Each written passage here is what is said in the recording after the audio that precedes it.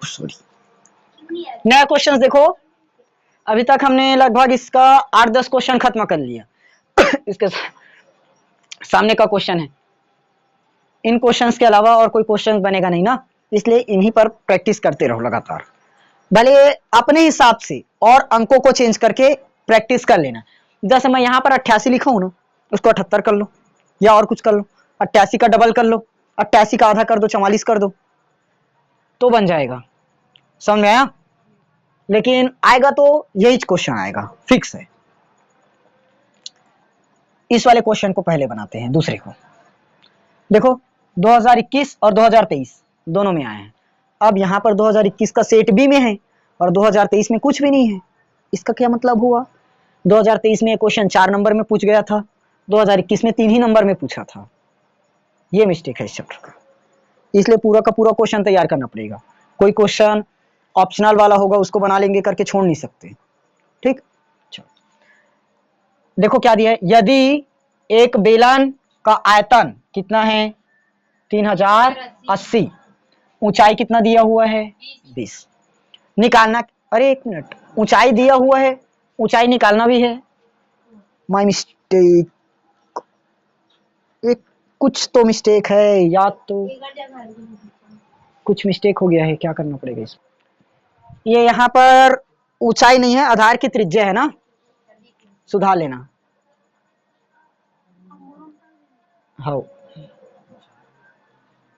तो आधार की त्रिज्या बतानी है, आधार की त्रिज्या, ठीक। जानते हैं त्रिज्या कौन सी आकार में, किसका निकलेगा, वृत्त का। आधार कौन से आकार में रहता है, कौन सी आकृति का होता है, वृत्ताकार। पढ़ाया था बेलन, ये हो गया एक बेलन। इस तरह से ये हमारा आधार हुआ और ये आधार की उसकी त्रिज्या। लिखे दिया है, गिवन वैल्यू पहले पहचान लेना ना। क्या क्या दिया है, बेलन का आयतन कितना है 3080, बेलन का आयतन कितना दिया हुआ है सेंटीमीटर क्यूब। अब सेंटीमीटर क्यूब क्यों आया होगा, आयतन दिया है इसलिए सेंटीमीटर क्यूब आया। त्रिज्या देता तो सिर्फ सेंटीमीटर रहता, क्षेत्रफल देता तो सेंटीमीटर का स्क्वायर रहता। अब देखो ऊंचाई कितना दे दिया हुआ है 20, ऊंचाई, ऊंचाई कितना है पता है मुझे 20 सेंटीमीटर। क्या निकालना है, आधार की त्रिज्या। ऊंचाई को ऐसे दर्शाते हो, आयतन को किससे दर्शाओगे, v से लिख लो। त्रिज्या निकालना है तो लगाया त्रिज्या, r से दर्शाते हो, लगाया क्वेश्चन मार्क। क्लियर। अब आधार की त्रिज्या चाहिए, कहां से निकलेगा आधार की त्रिज्या, सूत्र रखने देखो।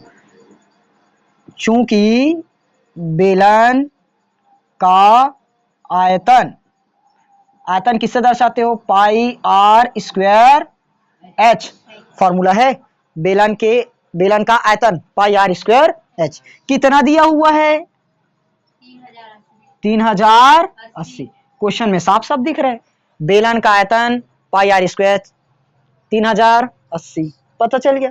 सब वैल्यू को पुट करो, पाई का मान 22/7, आर ज्ञात करना है, एच 20 और इधर 3080। यहां तक समझ में आया कि नहीं आया, क्लियर हुआ।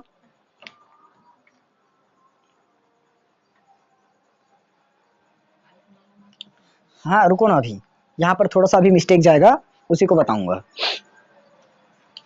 ये आंसर अभी सही नहीं निकलेगा। देखो आर का स्क्वायर, हमें आर का ही तो मान चाहिए, क्या चाहिए, रख दिए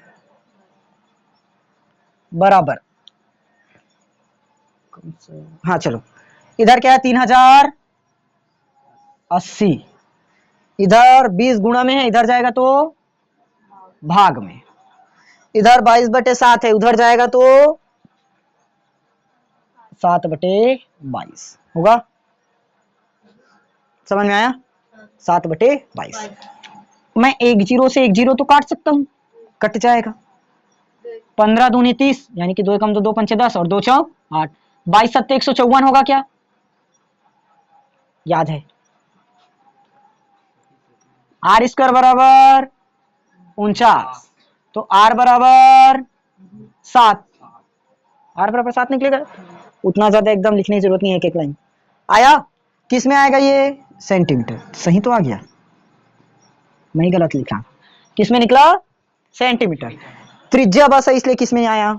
सेंटीमीटर। क्षेत्रफल बोल देता तो सेंटीमीटर का स्क्वायर होता। समझ में आया कि नहीं आया? देखो बेलन का आयतन पाई आर स्क्वायर एच बराबर हमें दिया 3080, इसीलिए वहां से डायरेक्ट बना दिए। नहीं तो एक लाइन ऐसे लिख सकते हो, बेलन का आयतन पाई आर स्क्वायर एच। कितना दिया आयतन को? 3080 बराबर पाई आर स्क्वायर एच। देखो ना आखिर वही तो निकला क्या? पाई आर स्क्वायर एच बराबर 3080।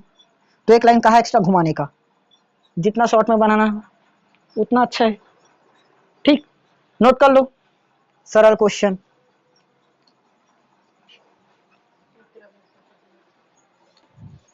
देखो 14 सेंटीमीटर ऊंचाई वाले एक बेलन के वक्र पृष्ठ का क्षेत्रफल 88 सेंटीमीटर स्क्वायर है। बेलन के आयतन ज्ञात कीजिए। क्या दिया है?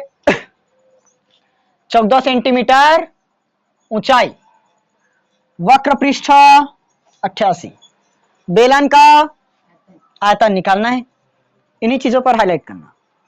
ऊंचाई दिया हुआ है, किससे किससे मिलकर बना रहता है?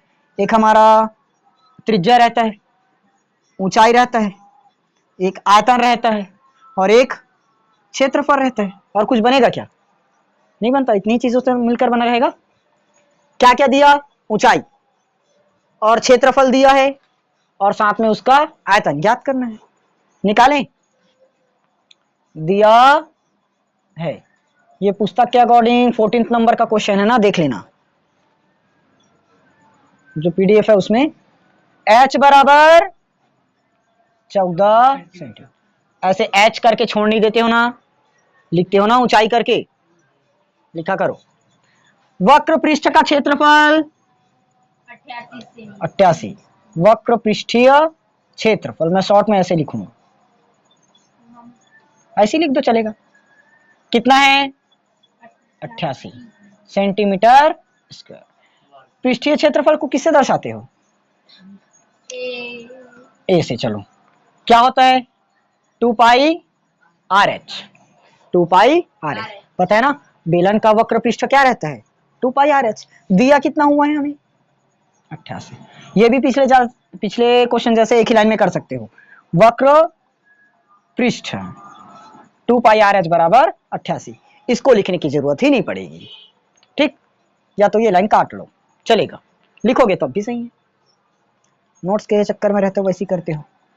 2 पाई 22/7। आर वो तो ऊंचाई है, वो तो ऊंचाई है।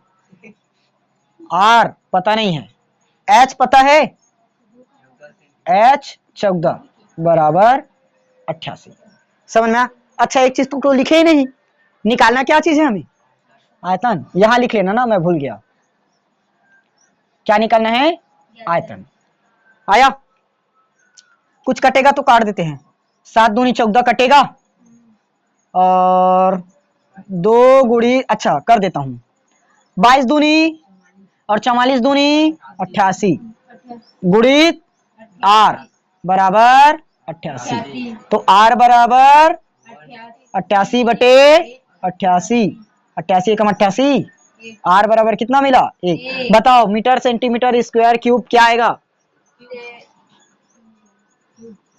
क्यों क्यूब लगाओगे जब त्रिज्या बस है तो? क्षेत्रफल में स्क्वायर, आयतन में क्यूब, बाकी सब में सिर्फ सेंटीमीटर। क्या निकाले हमने अभी? त्रिज्या। अब क्या निकलेगा? आयतन। आयतन का formula pi r square H.